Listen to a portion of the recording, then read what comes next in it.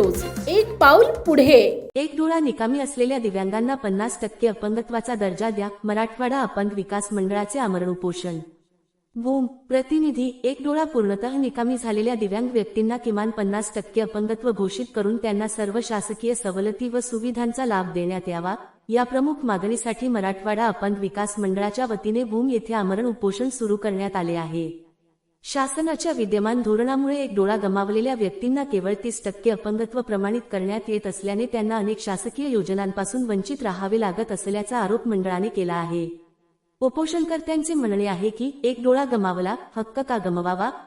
हा त्यांचा मूलभूत प्रश्न असून शासनाने तातडीने संबंधित शासन निर्णय जी सुधारित करून एक डोळा निकामी असलेल्या व्यक्तींना किमान 50% अपंगत्वाचा दर्जा द्यावा. तसेच त्यांना शिक्षण, नोकरी, आरक्षण, आर्थिक सहाय्य, प्रवास सवलत आणि इतर सर्व दिव्यांग कल्याणकारी योजनांचा लाभ मिळावा, अशी मागणी करण्यात आली आहे. मराठवाडा अपंग विकास मंडळाच्या पदाधिकाऱ्यांनी सांगितले की एका डोळ्याने दृष्टी मर्यादित होत असल्यामुळे दैनंदिन जीवनात अनेक अडचणी निर्माण होतात. शिक्षण घेताना, नोकरी करताना, वाहन चालवताना, चालणे फिरणे, अंतराचा अंदाज घेणे यामध्ये अडथळे येतात. याशिवाय अपघाताचा धोका वाढतो आणि मानसिक ताणालाही सामोरे जावे लागते. अशा परिस्थितीतही शासनाकडून केवळ 30% अपंगत्व देण्यात येत असल्याने या व्यक्तींना दिव्यांगांसाठीच्या महत्त्वाच्या योजनांचा लाभ मिळत नाही. उपोषणकर्त्यांनी शासनाकडे दिव्यांगांवरील अन्याय आणि भेदभाव तात्काळ थांबविण्याची मागणी केली आहे. संविधानाने दिलेला समानतेचा अधिकार प्रत्यक्षात लागू करून दिव्यांगांना न्याय मिळावा, अशी अपेक्षा त्यांनी व्यक्त केली.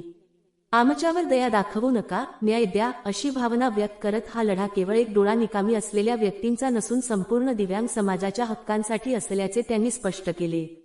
दरम्यान, शासनाने या मागण्यांची गांभीर्याने दखल घेऊन सकारात्मक निर्णय घ्यावा, अन्यथा न्याय मिळेपर्यंत आमरण उपोषण सुरूच ठेवण्यात येईल, असा इशारा मराठवाडा अपंग विकास मंडळाच्या वतीने देण्यात आला आहे. उपोषणामुळे परिसरात लक्ष वेधले जात असून विविध सामाजिक संघटना व दिव्यांग बांधवांकडून या आंदोलनाला पाठिंबा मिळत आहे. नमस्कार, आपण पाहत आहे जनहितार्थ न्यूज. या ठिकाणी आपण पाहत आहे की मराठवाडा अपंग विकास मंडळ यांचे जे पदाधिकारी आहेत ते आमरण उपोषणासाठी बसलेले आहेत आणि या अपंगत्व असणाऱ्या लोकांना, म्हणजे जे अपंग आहेत, यांना आमरण उपोषणासाठी का बसावं लागतंय हे जाणून घेण्यासाठी आपण जनहितार्थ न्यूज आपण या ठिकाणी आलेलो आहोत. तर त्यांच्या समस्या संस्थापक अध्यक्ष AS लोखंडे, AN केदारी, संपादक केदारी, संस्थापक उपाध्यक्ष DB टकले आणि KJ साठे हे या ठिकाणी उपोषणाला बसलेले आहेत. तर आपण त्यांच्याकडूनच जाणून घेणार आहोत की ते आमरण उपोषण कशामुळे बसलेले आहेत. तर आपण या ठिकाणी जे उपोषणाला बसलेले आहात हे तुम्ही थोडक्यात सांगू शकता का? आज आम्ही इथं उपोषणाला बसलेलो आहोत कारण आम्हाला अपंगांना भीक नको आहे, आम्हाला आमचा हक्क हवा आहे. पूर्णत्व एक डोळा गेलेल्या अपंगाला तुम्ही फक्त 30% देत आहे. हा आकडा नसून हा अपंगावर झालेला एक आयुष्यभराचा अन्याय आहे. अपंग तुम्हाला वाटतं एक डोळेवाले सगळे काम धंदा करू शकतात, हे मला मान्य आहे, पण अपंगाच्या वेदना काय आहेत हे तुम्ही जाणून घ्या. अपंग व्यक्तीला शासकीय नोकरीमध्ये स्थान नाही, ना कंपनीमध्ये स्थान नाही, ना ड्रायव्हिंग लायसन नाही आणि मानसिक त्रास पण खूप होतो. एक डोळा अपंग, ज्याचा डोळा जातो ना त्यालाच कळतं. ज्यावेळेस सरकारचा एक डोळा जाईल त्यावेळेस सरकारला जाग येईल असं मला तरी वाटतंय. का तर पहिल्या सरकारने आम्हाला 40% दिलं, तुम्ही आम्हाला 30%वर आणलं, आम्ही आज 50%साठी भांडतोय. हा काय प्रकारचं तुम्ही चालू केलं? आमच्यामध्ये तुम्ही मतभेद केलेला आहे, मनभेद केलेला आहे. आम्हाला आमचा हक्क हवा आहे. जोपर्यंत आम्हाला आमचा हक्क मिळत नाही, एक डोळ्याला 50%, जोपर्यंत ऑनलाईन सर्टिफिकेट तुम्ही इथं देत नाही, तोपर्यंत आम्ही उपोषण सोडणार नाही. ही आम्हाला सरकारला कळकळीची विनंती आहे. जे आरोग्यमंत्री आहेत त्यांनाही सांगणं आहे आणि मुख्यमंत्री देवेंद्र फडणवीस यांनाही सांगणं आहे की आम्हाला न्याय द्या. आम्हीही अपंग आहोत. जसा हातपाय महत्त्वाचा अवयव आहे तसा डोळा पण महत्त्वाचा अवयव आहे साहेब, हे लक्षात घ्या आणि आम्हाला न्याय द्या. ह्या मागणीकरता आम्ही उपोषणाला बसलो आहोत. तुम्हाला वेळोवेळी आम्ही पत्रव्यवहार केला तरी त्याचं उत्तर आम्हाला आलेलं नाही. मग केवळ तुम्हीच आम्हाला उपोषणाला बसण्यासाठी आम्हाला तुम्ही भाग पाडला आहे. म्हणून आज आम्ही आमचा हक्क घेतल्याशिवाय उपोषण थांबवणार नाही. तर तुम्हाला पहिल्या वेळेस तुम्हाला 40% आरक्षण म्हणजे 40% सूट दिलेली होती.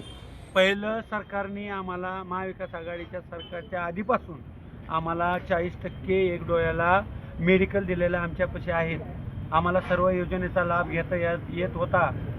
पण आज तुम्ही 30% देऊन त्या अपंगावर तुम्ही खरोखर अन्याय करत आहात. आज आम्हाला 50% हवं आहे. तुम्ही 100% कधी देताय 2 डोळे गेल्यावर? मग त्या दिव्यांगाने काय भीक मागायची का साहेब? आज एक डोळ्याला तुम्ही 50% तुम्हाला द्यावाच लागेल.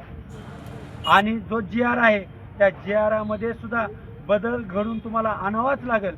त्याच वेळेस आम्ही उपोषण सोडणार, तोपर्यंत उपोषण सोडणार नाही.